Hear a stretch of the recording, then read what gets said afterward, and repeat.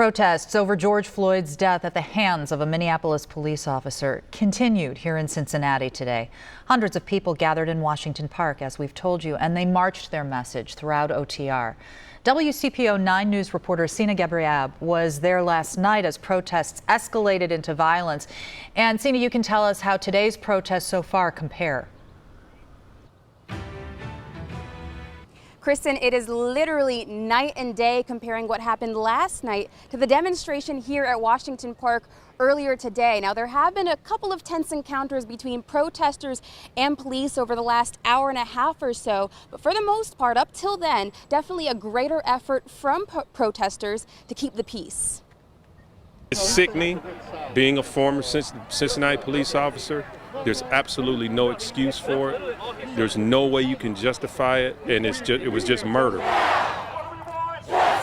The play-by-play of George Floyd's death is now seared into many people's minds, and though rage, frustration, and fear are inevitable. Rioting and looting is not our objective, but to understand and process our emotions and be able to heal and ground with each other. Every time a black person gets angry, it's just a black person being angry. Everyone should be able to feel anger about what's happening, and I feel like that's important to acknowledge. Hundreds turned that anger into action, uniting in Washington Park and marching through OTR peacefully.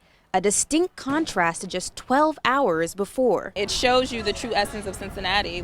At our core, we are a great city and we go to bat for each other. I think it's just important, especially as a white person, understanding that we have a platform that other people may not. Former Cincinnati police officer Scotty Johnson says the core of equality is respect. You can respect a man all the way to jail if he's deserving to go to jail.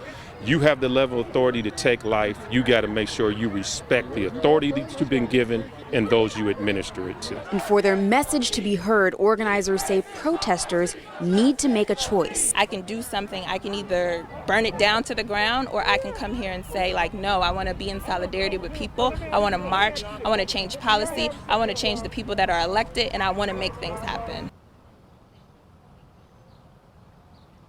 And of course, we will have several crews monitoring events as they unfold this evening. But as far as tomorrow, there is another protest planned for 3 o'clock in the afternoon at Fountain Square. Kristen? Sina, I loved how that one interview said she wanted to be in solidarity with people. But as the evening approaches, is the feeling becoming more tense? I would definitely say so, Kristen. Like I said, over the last hour and a half, my photographer and I have witnessed at least 2 or 3 encounters between protesters and police that were markedly different from the events that happened this morning. So I think as the evening approaches, I think we might start to see some more activity. I hope not, but maybe even mirroring some of what happened last night. Sina Gabriab, thank you for that report, and keeping in mind, of course, that just 24 hours ago, the protests were peaceful as well.